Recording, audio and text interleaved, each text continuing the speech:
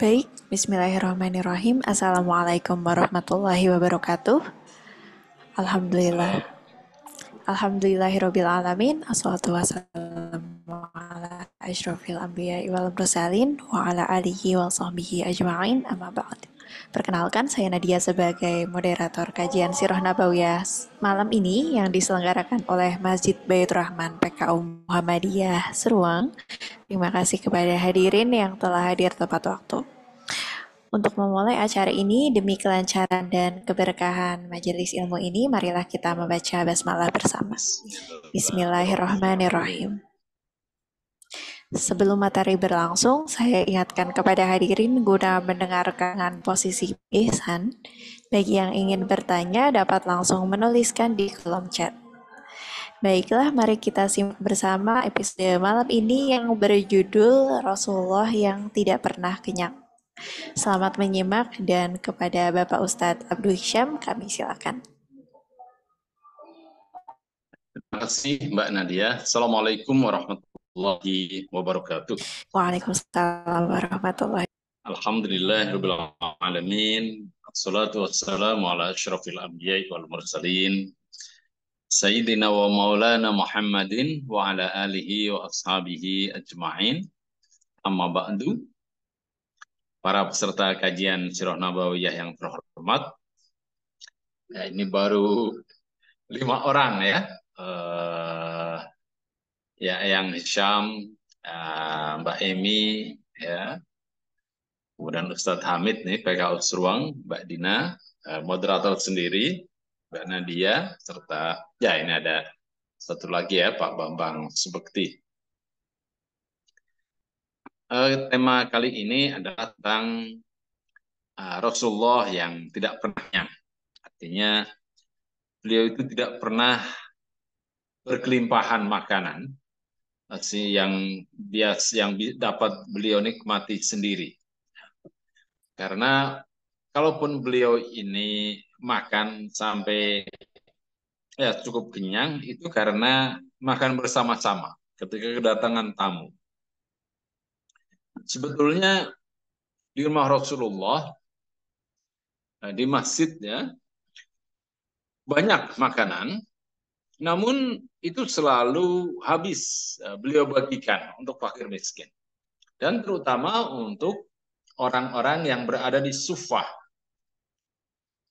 Sufah itu adalah sebuah sudut di Masjid Nabawi yang ya dibangun di atas batu ya. Yang di situ di sufah itu ada sebagian beratap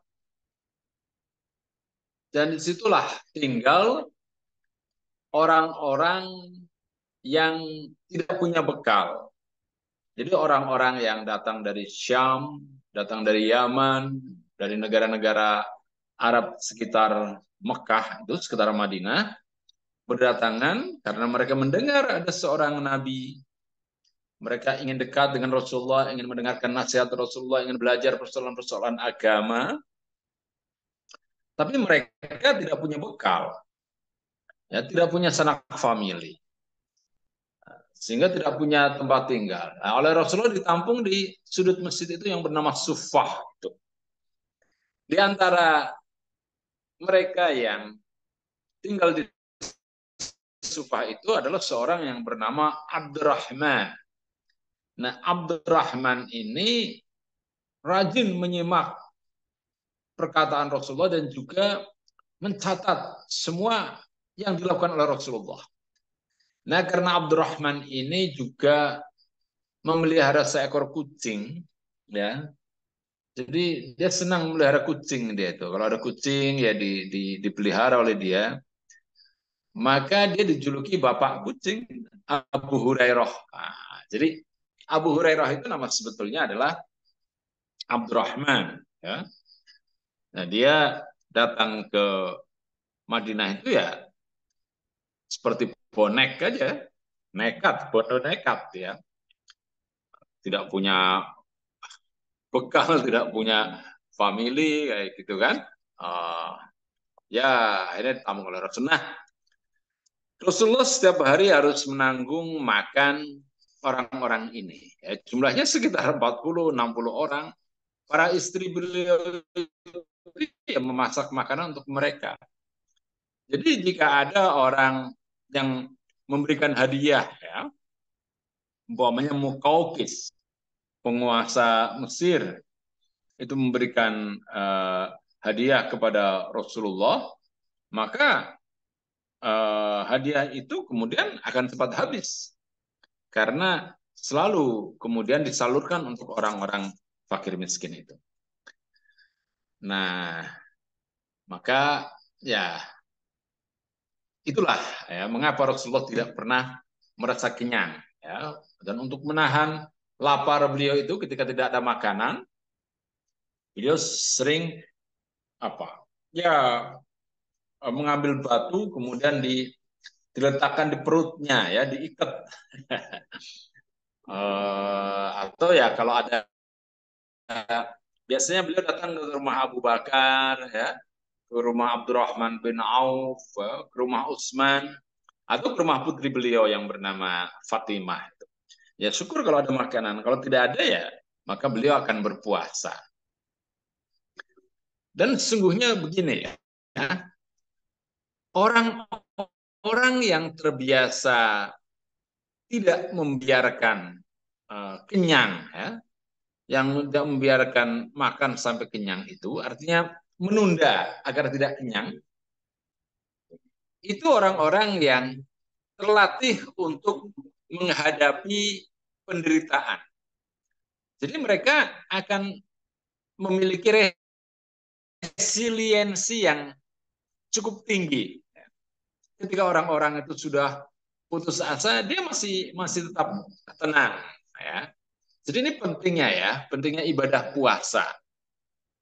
Di mana ketika kita melakukan puasa itu, kita akan menunda jadwal makan kita. Menderita kita, kadang-kadang pusing, merasa badan lemes, ya. Tapi itu adalah melatih jiwa kita untuk bersabar, menunda kesenangan, ya, sampai nanti datang saat waktunya. Nah, sesungguhnya itulah ya karakter orang-orang yang sabar. Maka orang-orang yang terbiasa hidup menderita, ya, itu biasanya kalau kemudian bekerja keras akan mendapatkan kesuksesan. Sementara generasi berikutnya, ya, yang sudah menikmati kekayaan itu kemudian tidak tahan banting, dia akan lebih mudah menyerah dan lain sebagainya. Nah, di zaman sekarang ini di mana mental health, ya, kesehatan mental ini banyak menjadi persoalan, terutama bagi kalangan remaja, anak-anak muda, maka latihan untuk menunda kenyang, jadi setiap kali makan itu ditunda ya, agar jangan sampai kenyang. Sebagaimana nasihat dari Perdana Menteri, mantan Perdana Menteri Malaysia, Datuk Mahathir Mohamad.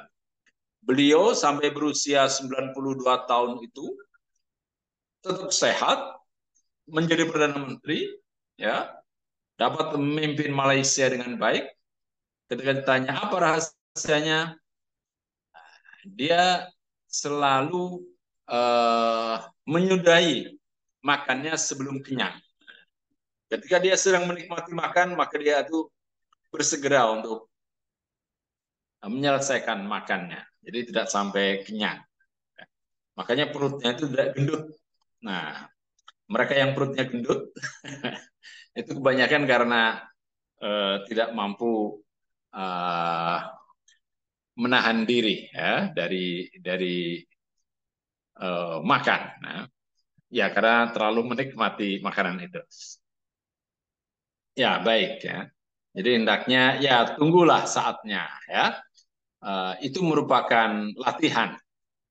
Nah sama dengan ya yang saat sekarang ini sedang ramai di politik ya.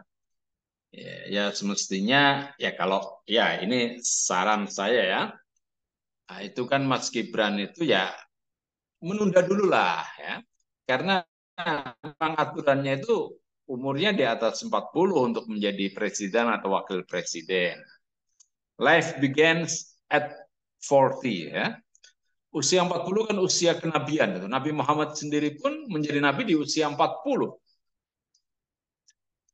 Nah, jadi ya harusnya ya ditunda dulu. Jangan memaksakan diri ya, walaupun punya om, punya paman, Pak Lik yang ketua Mahkamah Konstitusi, punya bapak yang presiden, kan?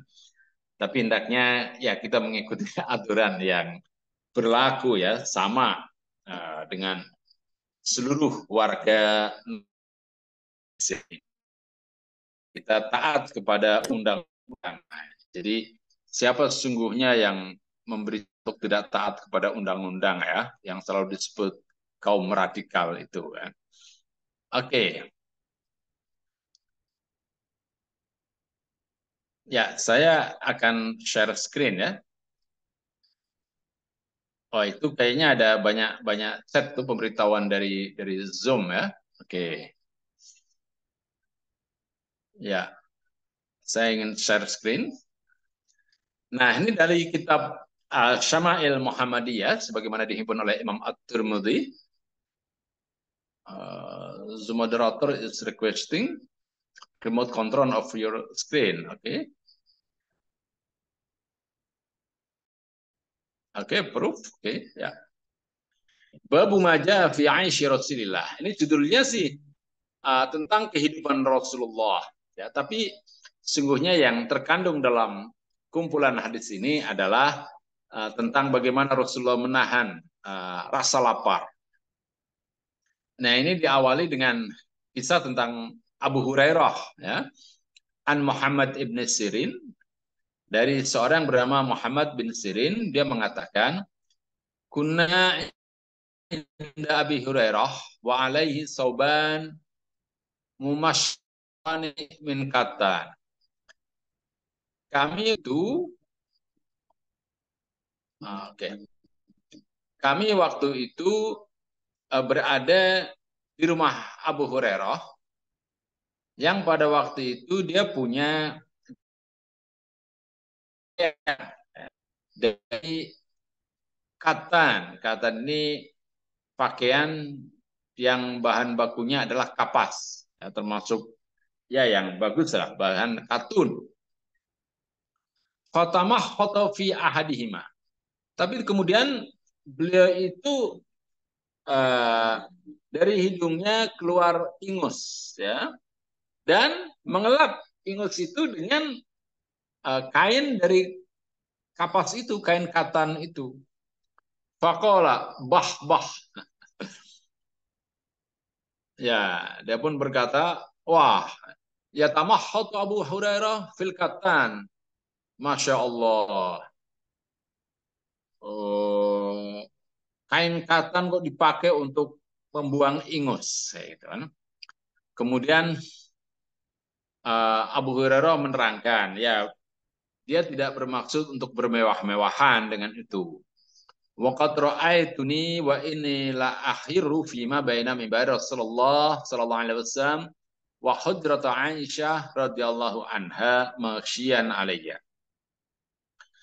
Abu Hurairah ini berkata bahwa pada suatu hari saya berada di antara mimbar Rasulullah dan kamar Sayyidah Aisyah radhiyallahu anha. Dia tiba-tiba pingsan, tidak sadar. Ya, di raudhah antara kamar Nabi, kamar Aisyah dengan mimbar Rasulullah itu yang disebut dengan raudhah itu. Sepotong surga. Karena Rasulullah selalu mendapatkan keteduhan, ya, kenyamanan hati ketika berada di sana, seolah beliau itu sedang berada di sorga. Nah, dia Abu Hurairah itu terjatuh pingsan di sana. Fayaji uljai fayadhu rijlahu ala unuki. Tiba-tiba ada orang, ya, yang langsung mendatangi Abu Hurairah terus meletakkan kakinya itu diletakkan di atas lehernya kayak nginjak gitu kan. Yaro an-nabi jununan wa ma bi jununun wa ma huwa ilal ju'. Orang itu menyangka saya ini gila, ya, majnun. Padahal Abu Hurairah tidak gila. Kenapa dia sampai pingsan itu? Ya karena lapar. Dan Rasulullah juga biasanya tidak akan membiarkan sahabatnya itu sampai kelaparan sehingga sampai pingsan seperti Abu Hurairah itu. Tapi hal itu bisa terjadi karena Rasulullah sendiri tidak punya makanan. Nah, itulah yang terjadi ya. Jadi ini dia, ketika ada orang yang mengatakan Abu Hurairah, wah kamu mewah sekali nih untuk buang ingus saja, menghapus ingus saja, mengelap ingus saja pakai kain katun. Oh, Abu Hurairah pun menjelaskan bahwa dia sendiri itu ya bukan orang yang kaya, bukan orang yang berkecukupan. Bahkan dia itu pernah sampai Rasulullah tidak dapat menolong dia dari pingsan karena Rasulullah juga tidak punya makanan. Nah, inilah yang terjadi ya. Karena Abu Hurairah tinggalnya itu ya di masjid. Dan masjid itu dengan kamar Rasulullah itu sangat dekat. Ya. Oke, baik. Kemudian hadis berikutnya adalah An Malik ibnu Dinar. Ada seorang bernama Malik bin Dinar. Malik bin Dinar ini adalah anak seorang bangsawan tadinya ya. Oh, yang kemudian tadinya hidupnya bermewah-mewahan, sampai kemudian dia punya anak yang anaknya itu sangat dia cintai, tapi meninggal ketika masih kecil. Nah, suatu hari dia itu bermimpi, dia itu dikejar ular gitu kan di akhirat itu kan. Dia sangat ketakutan. Nah, datanglah anaknya itu. Wahai ayahku, apa kamu tidak dapat menyelamatkan dirimu kecuali jika engkau meninggalkan kebiasaanmu selama ini, yaitu minum minuman khamar gitu kan dan lain sebagainya. Maka kemudian ketika terbangun Malik bin Dinar ini segera bertobat, menghancurkan semua botol minuman kerasnya, dan dia itu pun hidup mengisi hidupnya dengan beribadah. Ya. Nah, disampaikan oleh Malik bin Dinar ya, dan dia juga kemudian akhirnya menjadi perawi hadis ya. Qala ma syabi'a Rasulullah sallallahu alaihi wasallam min khubzin qattu wala lahmin illa ala dhafaf. Malik bin Dinar ini mengatakan bahwa Rasulullah tidak pernah kenyang perutnya dari roti, khubzah ya. Tidak pernah makan roti sampai kenyang dan juga tidak pernah makan daging kecuali ketika bersama dengan banyak orang ya, ketika ada perhelatan, ketika di kondangan atau ada pesta menghadiri sebuah undangan, nah itu baru kemudian Rasulullah baru makan roti, makan daging hingga kenyang ya. Qala Malik sa'al rajulan min ahlil badiyah. Malik ini kemudian bertanya, saya bertanya kepada seorang Arab Badui, apa yang dimaksud dengan dhofaf itu? Dari kata dhaif ya. Qala ayatana wala ma'annas, yaitu berkumpul bersama banyak orang. Ya. Jadi kedatangan banyak orang ya. Jadi ketika banyak tamu barulah Rasulullah itu kemudian makan hingga cukup kenyang. Ya, nah itulah Nabi kita ya yang sangat sederhana, itu kan. Tapi umatnya ya itu beda ya. Ya umat Nabi itu dengan Nabi itu bedanya cuma sedikit lah ya. Kalau Nabi itu sedikit makan, umatnya sedikit-sedikit makan, gitu loh ya. Nabi sedikit tidur, tapi umatnya itu sedikit-sedikit tidur. Nabi sedikit marah, umatnya sedikit-sedikit marah itu kan. Nah ini itu kan.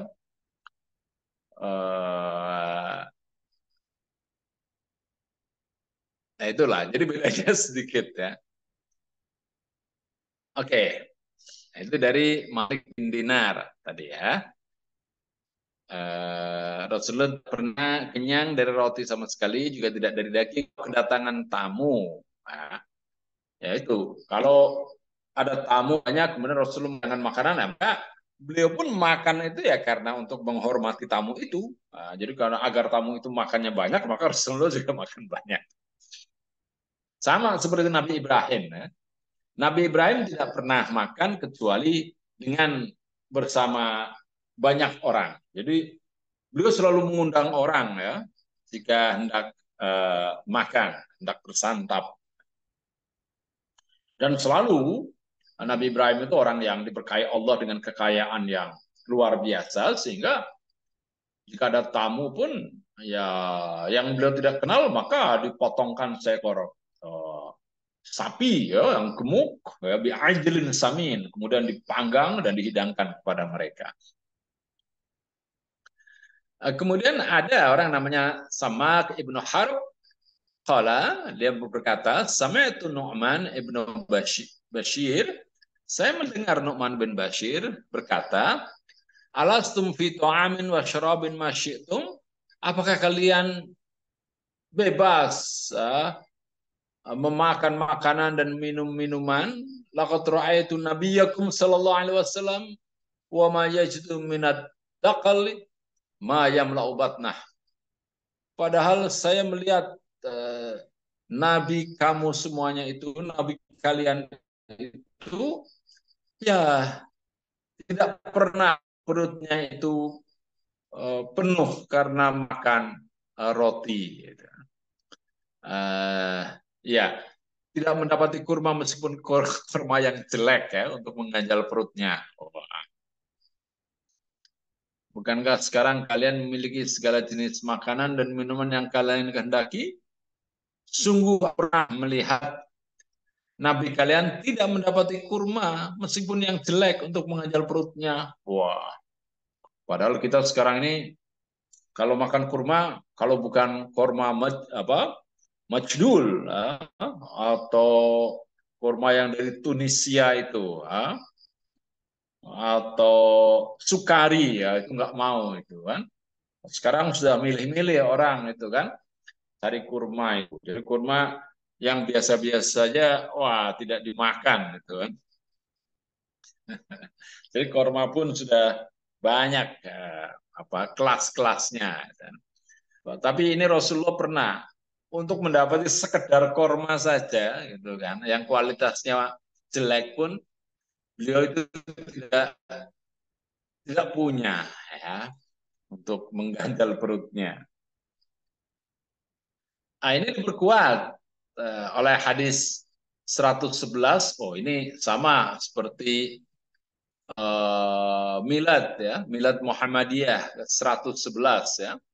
Aisyah berkata ya, bersabda, "In kuna ala Muhammadin namkusu syahron ma nastauqidu binarin in huwa illa tamru wal ma." Masya Allah. Nah, ini Ibunda Aisyah, istri Rasulullah ini ya, istri Rasulullah.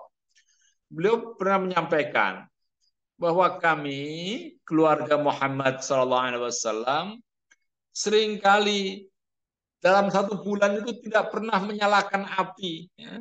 Kompornya tidak pernah menyala, itu kan tungku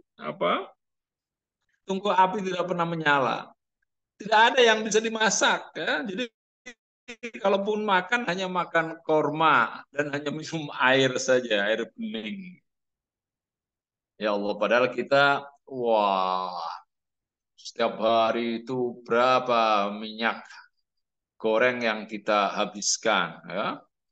Wah, minum kopi, wah, itu kan berarti harus merebus air itu kan. Kopi, kopi susu, teh, bikin sayur, Allah. Goreng ikan, goreng telur dadar. Wah, ini Rasulullah, bahkan istri beliau itu tidak, hampir sebulan itu tidak pernah menyalakan tungku dapurnya ya. Nah ini Aisyah berkata, kami keluarga Muhammad pernah tinggal selama 1 bulan penuh tidak menyalakan api sama sekali. Makanan kami hanya kurma dan air, ya Allah. Kurma pun tadi itu bukan kurma yang bagus ya, kayak Sukari atau Majdul gitu. Tapi kurma yang jelek pun nggak ada seringkali. Ya bisa kita bayangkan ya, ibu-ibu, bapak-bapak ya. Betapa sederhananya Rasulullah. Ya, kalaupun ada, maka beliau lebih mengutamakan untuk memberikannya kepada orang-orang yang miskin yang tinggal di sekitar masjid gitu. Orang-orang ahlus sufah. Makanya kemudian ya ada yang ya apakah dari situ kemudian muncul kata-kata sufi ya, orang-orang sufi itu orang-orang sederhana ya. Ya, lain ya tentu saja karena sufah orang sufi itu adalah dari wol, kata-kata orang yang hanya pakai wol yang kasar. Kemudian hadis berikutnya, An Abi Thalhah qala syakauna ila Rasulillah sallallahu alaihi wasallam al-ju'. Abi Thalhah itu datang kepada Rasulullah, lapor, mengeluh, mengadu kepada Rasulullah, ya Rasulullah, saya ini sedang lapar, ya. Warfa'na an butunina an hajarin hajarin, dan kami menunjukkan kepada Rasulullah, itu kan, jubahnya dibuka untuk menunjukkan kami ini, aduh, saya ini perut saya ini diganjal batu, wahai Rasulullah. Ketika Abi Thalhah itu menunjukkan perutnya diganjal batu, Rasulullah pun menunjukkan juga perutnya itu diganjal batu sampai 2. Farofa dalam anbat nihi hajaro ini. Abdullah berkata, kami mengadu kelaparan kepada Rasulullah. Kami mengangkat 1 batu dari perut kami. Ternyata Rasulullah sendiri mengangkat 2 buah batu dari perut beliau. Jadi ada umatnya datang kepada Rasulullah, ya Rasulullah barangkali panjenengan punya makanan, saya aduh sudah sangat kelaparan nih, perut saya ganjal dengan batu. Rasulullah malah menunjukkan, oh saya ganjal dengan batu, bahkan 2 batunya. Jadi saya lapar itu nggak makan itu dari kemarin. Wah, kalah ya perjuangan Abu Thalhah ini. Ya, makanya beliau itu orangnya sabar ya. Jadi menghadapi penderitaan yang lebih besar pun ya beliau tetap tenang ya. Ada resiliensi di situ, ada kelentingan dalam menghadapi kesulitan. Nah ini bagaimana agar kita dapat melatih generasi muda ya agar memiliki resiliensi yang kuat, tahan kenyal menghadapi kesulitan hidup. Tidak mudah putus asa. Nah, banyak sekali orang sekarang ini banyak berita anak-anak muda bunuh diri ini, dan ini problem tentu saja. Karena masyarakat kita adalah masyarakat religius ya. Dan menurut Emil Durkheim, ya ada sosiolog yang menulis tentang suicide, tentang kasus bunuh diri di Prancis ya. Bahwa yang banyak melakukan bunuh diri itu orang-orang yang jauh dari agama dan dari keluarga. Jadi semakin kuat keagamaan seorang, semakin kuat pula mereka itu dalam menghadapi permasalahan hidup. Semakin kuat ikatan keluarga, semakin dukungan ya mereka dalam menghadapi kesulitan hidup itu semakin kuat. Artinya mereka juga mendapatkan harapan yang lebih besar jika mereka itu dekat dengan keluarga. Nah, maka kita penting ya menanamkan nilai-nilai keluarga, sering bertemu dengan anak-anak, sering mengajak bicara, dan ya kita menanyakan tentang kesulitan mereka dan kita bantu tentu saja dengan saran-saran ya. Tidak dibantu sampai anak-anak kita kemudian menjadi malas ya, menjadi tergantung kepada orang tua. Tidak. Tapi bagaimana agar anak-anak kita ini mampu menyelesaikan persoalan yang mereka hadapi dengan oleh mereka sendiri. Ya. Dan kita harus selalu mendukung. Kalau mereka itu melakukan kesalahan, ya kita jangan kemudian menimpakan kesalahan kepada mereka. Tapi ayo kita tunjukkan jalan keluar, ya. Dan bahwa banyak orang juga yang melakukan kesalahan. Ya. Yang penting bagaimana kita memperbaikinya dan tidak mengulangi kesalahan itu. Nah, ini yang penting. Ya, oke. Ya, kami mengadu kelaparan kepada Rasulullah, kami mengangkat satu batu dari perut kami, ternyata Rasulullah sendiri mengangkat dua buah batu dari perut beliau. Waduh. Nah, kemudian, ya ini keterangan ya, sudahnya ya, oke. Ya, nah kemudian hadis berikutnya, hadis 113 ini ya, wah ini panjang ini. An Abi Hurairah qala. Nah, ini dari Abu Hurairah. Sebentar, saya minum dulu. Bismillahirrahmanirrahim.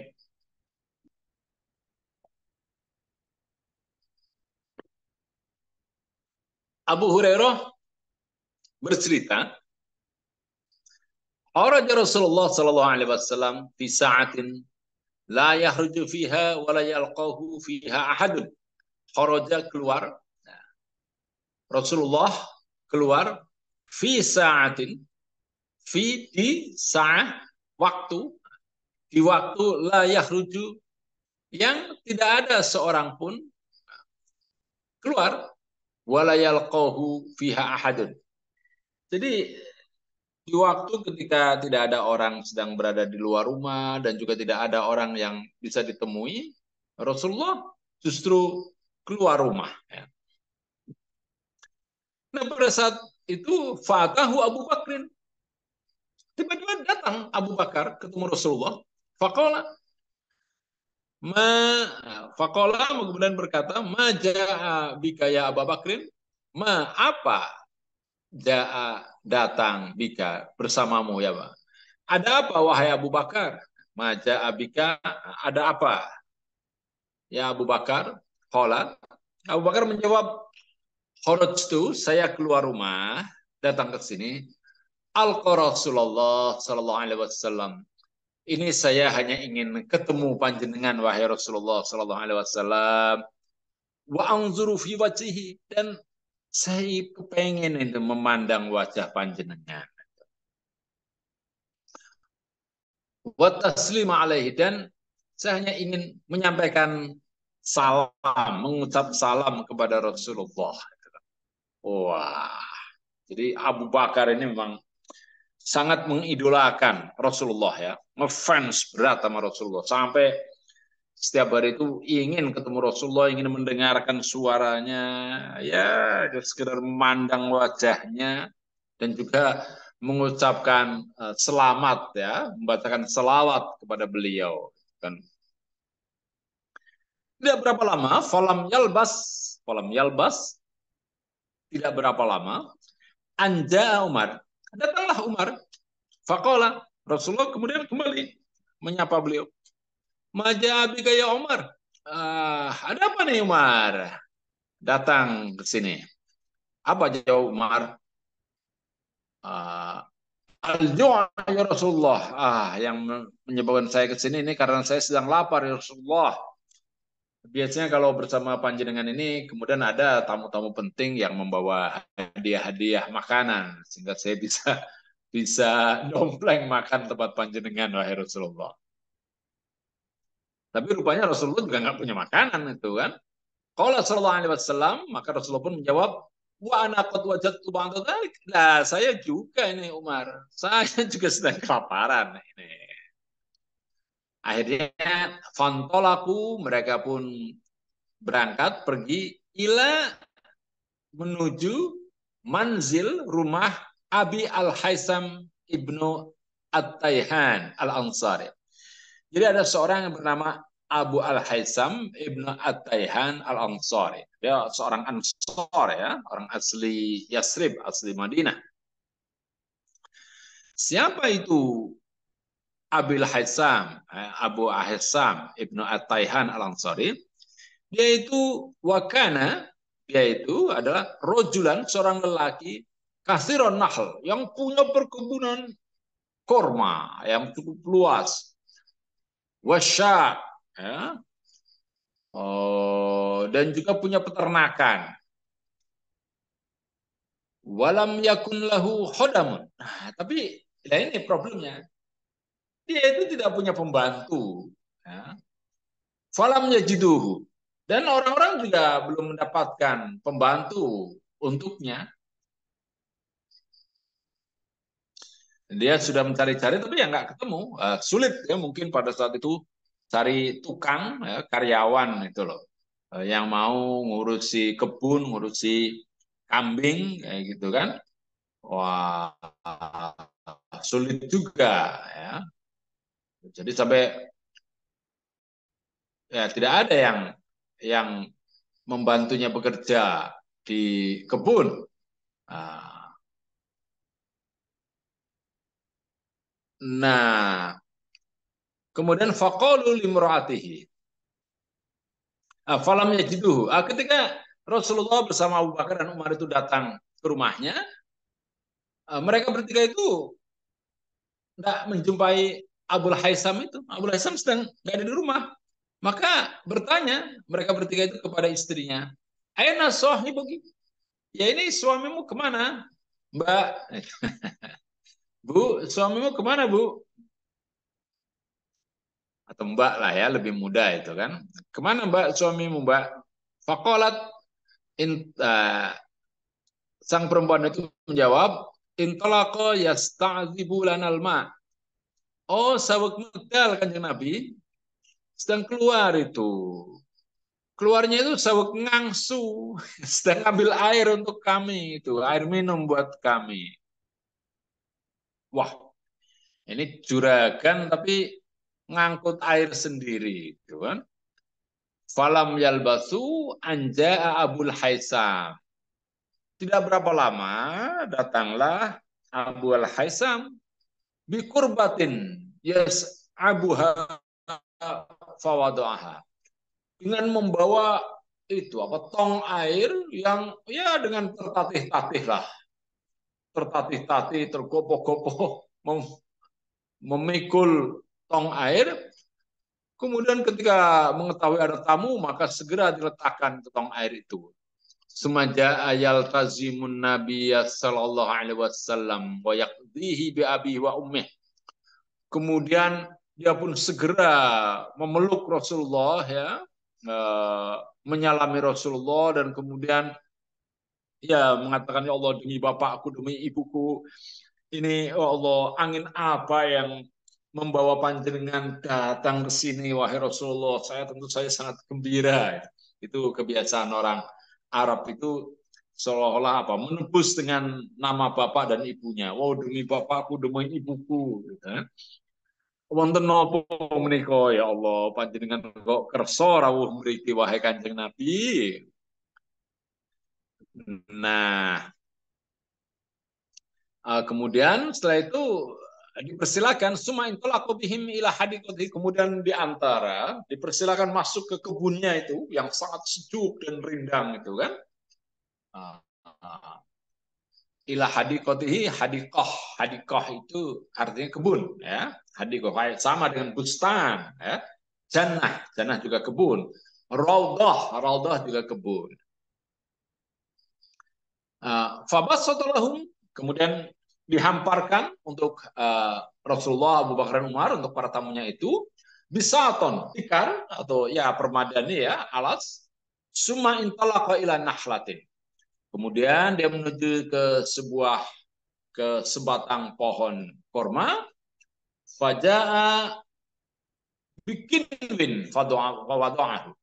Kemudian dia datang dengan membawa setandan korma dan diletakkan di hadapan mereka bertiga. Faqala Nabi sallallahu alaihi wasallam, Nabi kemudian bertanya, "Afala tanaqaita lana min rutabihi?" wahai Abu Haytham, apakah kamu tidak memilihkan pada kami ini, tidak mengambilkan rutopnya saja? Faqala ya Rasulullah, dijawab oleh Abu Haytham, wahai Rasulullah, inni aradtu an tahtaru.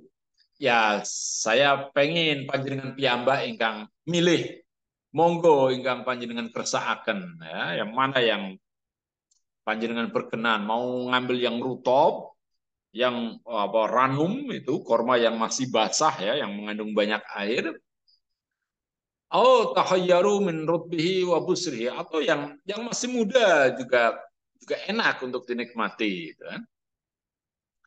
Ya fa'akalu wa syaribu min dzalikal ma. Maka ketika orang itu pun makan dan minum dengan air yang sangat segar, ya. Faqala sallallahu alaihi wasallam, dan Rasulullah pun bersabda, hada walladzi nafsi biyadih. Ini, dan demi Allah, demi zat yang jiwaku ada di tangannya, minan na'im alladzi tus'aluna anhu yaumal qiyamah. Ini adalah termasuk dari nikmat-nikmat yang kalian harapkan nanti di hari kiamat. Zilun baridun, tempat yang sejuk, ya, taman yang sejuk, warutbun thayyibun, dan buah-buahan segar, wa ma'un baridun, dan air yang dingin. Oh, zillun baridun, warutabun thayyibun, wa ma'un baridun, wa dhillim mahdud, wa talhim mamdud, wa ma'im maskub. Ini dia kayak dalam surat Al-Waqiah itu kan. Wa talhim mamdud, wa fakihatin katsirah. Nah, ini adalah sebagaimana yang kalian harapkan ada di surga, yaitu zilun barid, ya, tempat kebun yang teduh, yang sejuk, warutobun toyib, dan buah-buahan yang segar, wa ma'un barid, dan air yang dingin. Fantalaka Abul Haisam liyasna'a lahum ta'aman. Kemudian Abul Haisam pergi untuk memasak makanan. Faqala Nabi Rasulullah bersabda, la tadbahanna lana dzata dzarrin. Oh, tolong ini kalau kamu mau memotong hewan kambing, tolong jangan kambing betina karena kambing betina itu sedang menyusui. Qad bahalahum anaqon, maka kemudian dipotonglah kambing jantan, ya. Fatahum biha faakalu. Kemudian daging yang sudah masak itu dipersembahkan, dihidangkan, dan mereka pun menyantapnya. Faqala sallallahu alaihi wasallam. Kemudian Rasulullah bertanya, "Hallaka khadim? Apakah kamu punya pembantu?" Wahai Abul Haisam, qala la. Boten wonten Kanjeng Nabi, saya tidak punya pembantu wahai Kanjeng Nabi. Qala fa idza atana sabyun fa'tina. Wahai Abul Haisam, kalau kita punya tawanan, budak tawanan, datanglah, nanti akan saya beri. Fautiya sallallahu alaihi wasallam birausaini laisa mahum salis. Kemudian ketika ya betul Rasulullah berperang, kemudian ada tawanan perang sana, budak tawanan, maka dua orang itu ditawarkan kepada Abul Haisam. Fatahu Abul Haisam faqala Nabi, ihtar minhuma, ayo pilihlah salah satu di antara dua orang budak itu. Faqala ya Rasulullah, ihtarli. Wahai Rasulullah, ayo pilihkan untuk saya, Kanjeng Nabi. Faqala Rasulullah, innal mustasyaru mu'taminun. Ya, orang yang diminta untuk memberikan pendapat adalah orang yang terpercaya. Khudh hadha. Ya udah, ini ambil aja ini, budak yang ini. Fa inni ra'aituhu yusolli. Dia itu rajin salat. Wastausi bihi ma'rufan. Maka mintalah pelajaran yang baik darinya. Fantalaka Abul Haisam ila imraatih. Dan pulang Abul Haisam dengan membawa budak itu pulang ke rumahnya. dan menemui istrinya. Fahbaru bikali Rasulullah SAW. Dan kemudian menceritakan apa yang disampaikan oleh Rasulullah. Istrinya berkata, wah, ini sungguhnya tujuan dari Rasulullah itu, kalau kamu ingin mendapatkan kebaikan, adalah kamu harus membebaskan, memerdekakan budak itu. Maka Abu Haitham pun memerdekakan budak itu. Ketika Rasulullah mendengar, Rasulullah pun bersabda, Innallaha lam yab'ats nabiyan. Sungguhnya Allah tidak pernah mengutus seorang nabi wala khalifatan, dan juga khalifah pemimpin, illa walahu bitonatan, kecuali pemimpin atau nabi itu memiliki dua orang teman, dua orang sahabat. Bitonatun ta'muruhu bil ma'ruf wa tanhahu 'anil munkar, yaitu sahabat yang mengajak kepada kebaikan dan mencegah dari kemungkaran, dan sahabat yang wabitonatun la khobalan, dan sahabat yang tidak menjaga orang kawannya itu dari kesalahan. Wa may yuqa bitonata su'i faqad wuqiya. Maka barang siapa memiliki sahabat yang buruk, maka celakalah ia. Wah, cukup panjang ya hadisnya ya. Ya, ini ya seperti itu. Oke, ini terjemahannya. Barang siapa yang tidak teman yang dekat yang jahat, maka dialah orang yang... Oh ya, barang siapa yang terlindung dari teman dekat yang jahat, maka berarti dia adalah orang yang terpelihara. Oke. Kemudian Sa'ad bin Abi Waqqas mengatakan bahwa ya dia itu adalah aku adalah orang yang pertama kali menumpahkan darah jalan Allah. Jadi Sa'ad bin Abu Waqqas ini pernah ketika dia melihat ada beberapa orang mengejek Rasulullah dan para sahabat yang sedang sholat, marah saat itu. Kemudian didekati orang-orang Quraisy itu, dia ambil pelana kuda itu dan dipukulkan ke salah seorang dan sampai berdarah, gitu kan.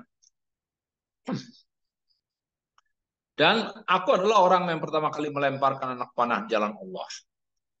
Aku pernah berperang bersama sekelompok orang dari sahabat Muhammad. Nah, kami tidak makan selain dedaunan hingga geraham kami terluka. Waduh. Jadi, waduh, saking laparnya sampai yang dimakan itu cuma daun-daun. Sungguh salah seorang dari kami jika dia buang air besar, oh Masya Allah. Ya. Maka kotorannya seperti kotoran kambing atau unta, karena yang dimakan itu mungkin daun-daunan saja ya. Jadi warnanya hijau itu. Nah, sekalipun demikian, dia itu sudah pernah menderita ya, kelaparan dan sebagainya. Kabilah bin Asad mencelaku dalam hal agama.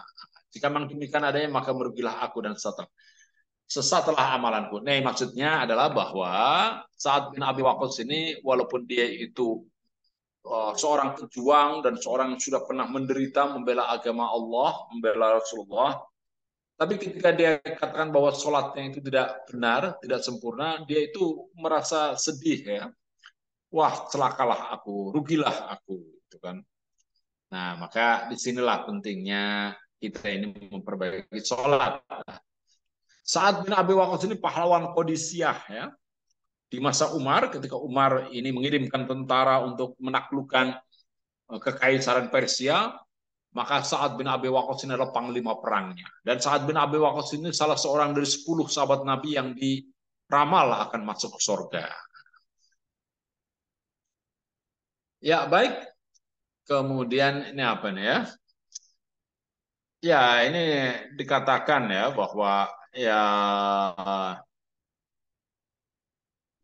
bahwa Rasulullah itu bersama umatnya itu seringkali harus makan daun-daunan sampai gerahamnya itu terluka ya.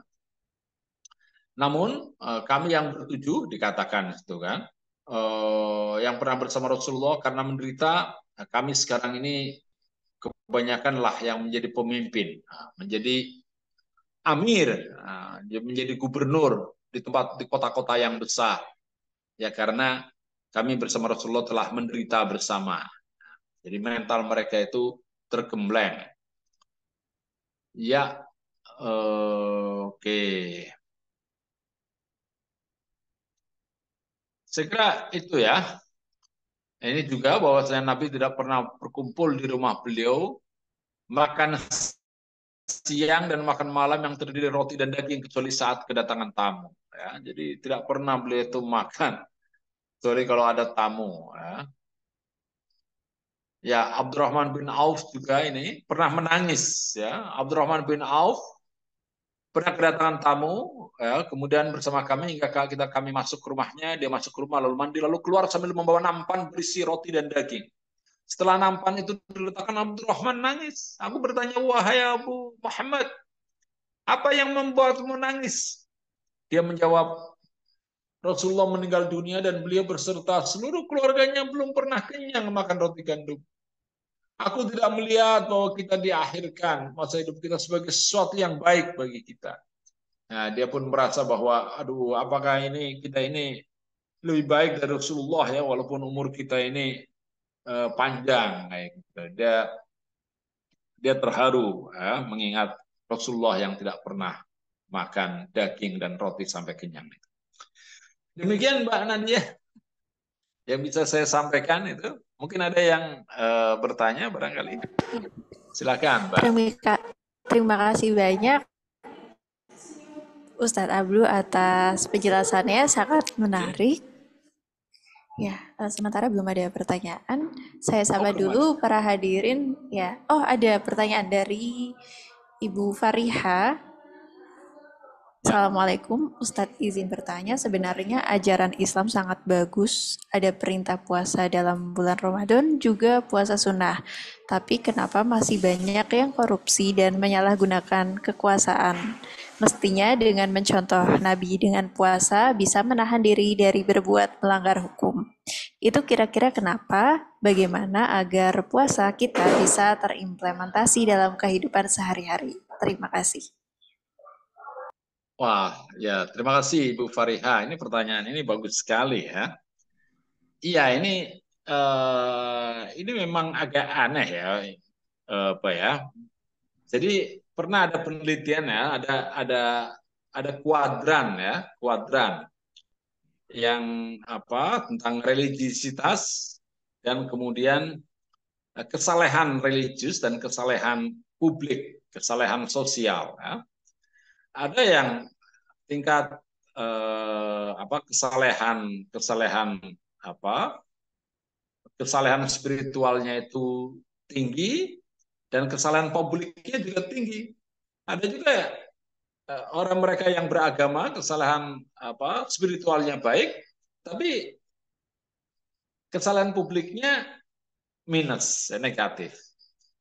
Nah, ada juga yang mereka yang tidak saleh secara religius, tapi dalam publik secara sosial baik. Nah, yang celakanya lagi sudah tidak religius, ya secara sosial juga jelek kayak gitu loh.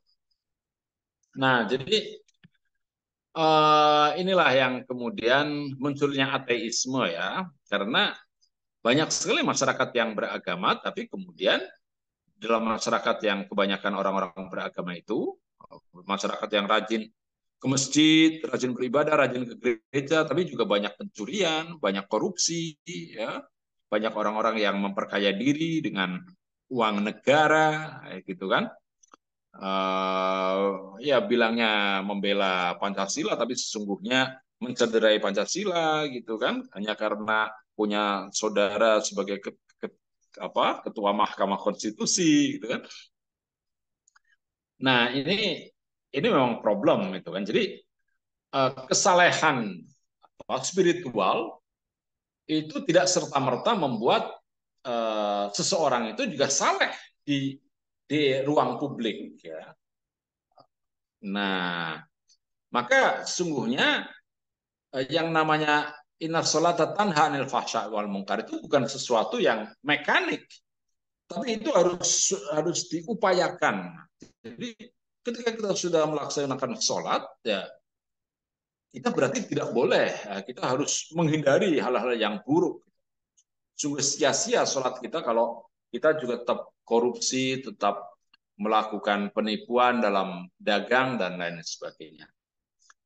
Nah inilah maka mari kita maknai kembali ya ibadah kita bahwa puasa kita ini adalah salah satu cara agar kita ini dapat memiliki kekuatan rohani dalam menghadapi kesulitan-kesulitan hidup dalam hidup ini sehingga kita memiliki resiliensi yang tinggi gitu loh. Ya ini memang masih menjadi perdebatan, masih menjadi bahan penelitian sampai sekarang ini Ibu Fariha ya. Jadi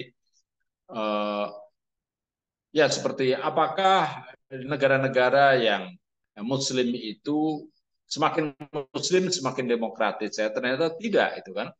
Kebanyakan negara yang mayoritas penduduk Muslim itu kebanyakan nggak demokratis. Yang demokratis ya baru Indonesia ini. Indonesia ya, ya Turki, ya, Turki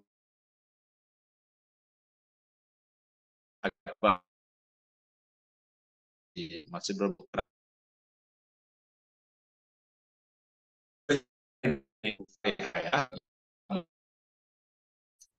Masih bilang ilmu pengetahuan. Dia paling semuanya.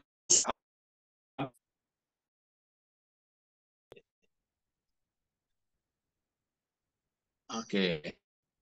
Demikian Bu Faria. Ya, mohon maaf ini saya tidak bisa memberikan formula itu kan jawaban yang pas, yang pasti bagaimana. Tapi kira-kira itu masih menjadi problem. Ya, mungkin dari peserta kajian di sini ada yang dapat memberikan apa jawaban juga. Monggo, saya makan senang ya. Ya itu umpamanya ya itu bisa juga karena godaan gaya hidup ya. Yang namanya gaya hidup kan tidak pernah bisa tercukupi ya. Sudah punya mobil mobil Avanza ya pengen ganti Innova, setelah punya Innova ganti Pajero, setelah punya Pajero pengen punya Alphard, itu selalu begitu kan. Pengen juga membelikan agar suami punya Alphard, istri punya Innova, kemudian anak-anak. Nah, begitu kan. Jadi orang selalu tidak pernah tercukupi. Maka sesungguhnya dengan puasa itu ya kita harus menunda hal-hal yang sifatnya untuk kepuasan diri sendiri, menunda kesenangan. Nah, menunda kesenangan. Begitu Bu Farid. Mudah-mudahan pas ya jawaban saya. Tidak ada lagi Mbak Nadia? Oke, baik kalau begitu. Terima kasih Bu Fariha atas pertanyaannya dan ya karena waktunya juga sudah 1 jam ini. Ya, mari kita akhiri ya kita butuh istirahat juga. Apalagi mungkin ada yang besok pagi akan menuju ke UMS ini untuk mendengarkan uji publik ya calon presiden. Baik, mari kita akhiri dengan membaca doa bersama-sama untuk saudara-saudara kita yang ada di Palestina, yang ada di Rohingya. Ya, kita sedang peduli dengan saudara-saudara kita yang Palestina, tapi ketika datang pengungsi dari Rohingya banyak yang tidak diterima ya. Datang ke Aceh ya, karena memang ya capek juga orang-orang Aceh menerima pengungsi dari Rohingya itu. Jadi ini banyak problem buat kita juga. Ya bismillahirrahmanirrahim. Alhamdulillahirabbil alamin. Allahumma shalli ala Muhammad wa ala alihi wa ashabihi ajmain. Allahumma firil mu'minina wal mu'minat al muslimina wal muslimat al ahya'i minhum wal amwat. Innaka sami'un qaribun mujibu da'wat ya qadil hajat wa ya ghafiru dhunubi wal khati'at. Allahumma ij'al hadza baladan amina warzuq alhu min ath-thamarati man amana minhum billahi wal yawmil akhir.